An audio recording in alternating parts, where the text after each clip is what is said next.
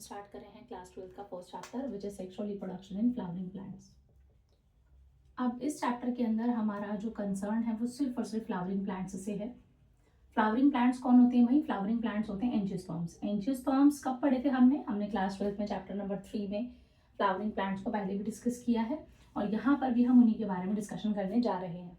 अगर थोड़ा सा मैं याद दिलाना चाहूँ तो एंजियोस्पर्म्स जो हैं ये वो प्लांट्स होते हैं जिनकी पहचान ही यही होती है कि इनके ऊपर फ्लावर्स डेवलप होते हैं और इनके जो सीड्स होते हैं it is covered by the seed coat. तो इस चैप्टर को शुरू करने से पहले हमें ज़रूरत है थोड़ा सा डिलीटेड सिलेबस के फर्स्ट चैप्टर को डिस्कस करने की। जो अपडेटेड सिलेबस है उसमें वो चैप्टर कट चुका है which is reproduction in organism.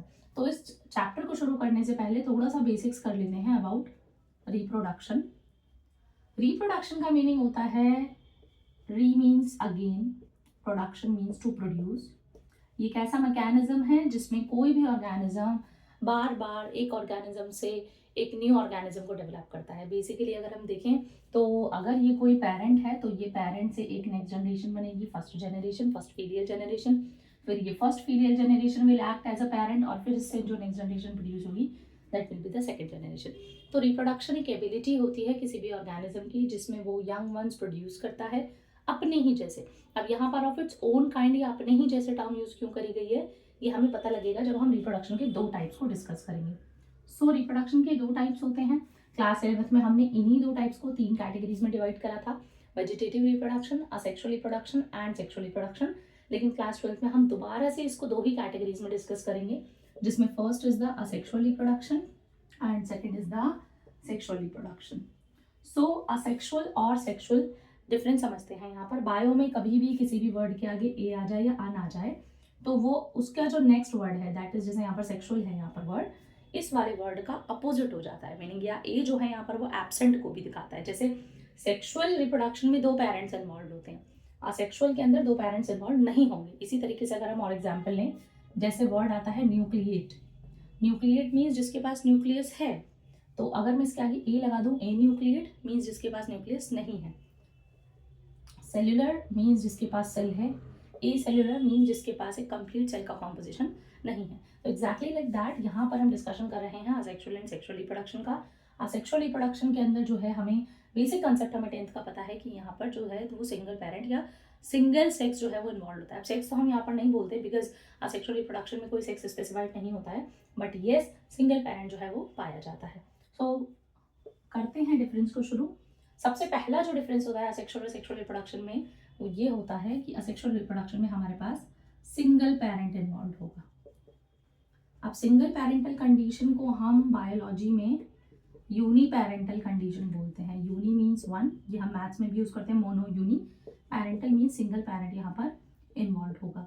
whereas in case of sexual reproduction we have two different types of parents, two parents are involved and these two parents must be of the opposite sexes।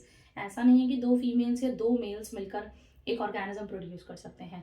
There must be one male and the one female and both must produce gametes, तब वहाँ पर जो है वो sexual reproduction accomplish होता है। तो to parents involve होते हैं, इसीलिए इस कंडीशन को हम बाई पेरेंटल बोलते हैं। बाई मीन्स यहाँ पर टू, पेरेंटल मीन्स दो पेरेंट्स का इन्वॉल्वमेंट होगा। ये हमारा बेसिक कंसेप्ट होता है। अब याद होगा आपको अगर मैं आपसे पूछूं कि सेक्सुअल और असेक्सुअली रिप्रोड्यूसिंग ऑर्गेनिजम्स कौन से होते हैं, तो यूजुअली जो बच्चे एग्जाम्पल देते हैं यहाँ पर वो अमीबा का देते हैं, असेक्सुअल में बाइनरी फिजन करता है अमीबा, या दे देते हैं यूग्लिना का।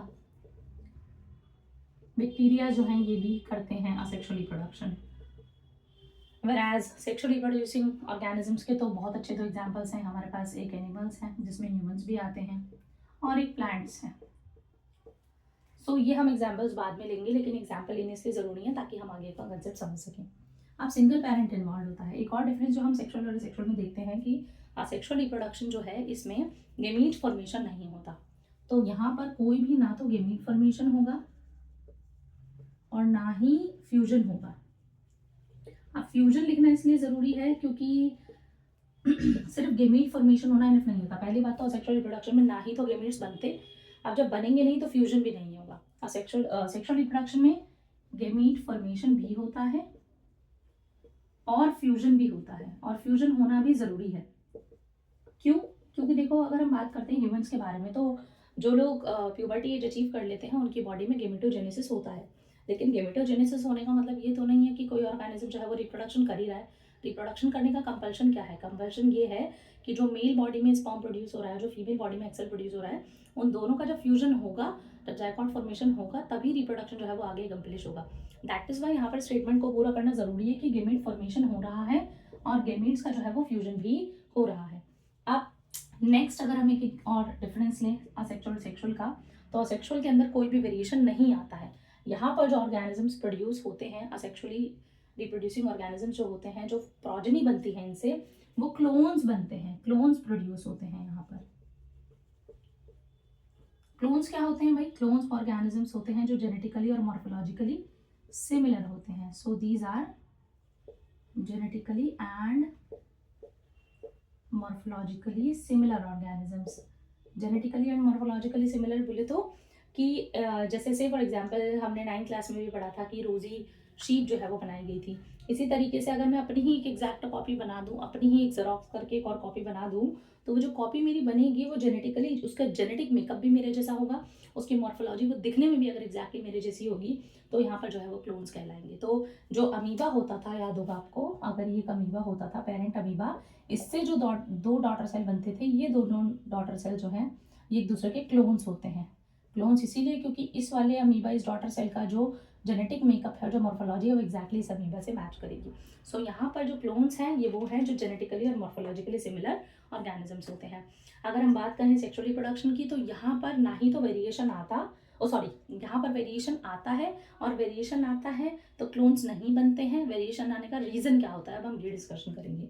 तो वेरिएशन आएगा सेक्सुअल रिप्रोडक्शन में, और जो वेरिएशन आएगा उसका जो रीज़न होगा वो होगा मियोसिस। अब मियोसिस कैसे होता है, याद होगा 11th क्लास में हमने चैप्टर नंबर 10 के अंदर cell cycle and cell division में पढ़ा था कि क्याजमेटा फॉर्मेशन होता था। क्याजमेटा फॉर्मेशन में जो दो जीन्स होते हैं या जो दो क्रोमोसोम्स होते हैं वो एक दूसरे को ओवरलैप करके एक एक्स शेप स्ट्रक्चर बनाते थे, जहाँ पर जीन्स का एक्सचेंज होता था। जैसे थोड़ा सा अगर मैं याद दिलाऊं, तो अगर ये क्रोमोसोम है मेरी मदर का और ये क्रोमोसोम है मेरे फादर का, तो at the time of cell division ये दोनों क्रोमोसोम के पास जो भी जीन्स है, फॉर एग्जांपल इसके पास कोई ए जीन है, इसके पास बी है, और मेरे फादर के पास जो जीन है वो है सी और डी, और at the time of chiasmata formation ये दोनों ही क्रोमोसोम जो है एक दूसरे पर ओवरलैपिंग करके ये क्याजमेटा बनाते थे। तो यहाँ पर मेरी मदर के पास जीन था ए बी, फादर के पास जीन था सी डी, ये रहा एक एक्स शेप स्ट्रक्चर जिसे हम क्याजमेटा कहते हैं।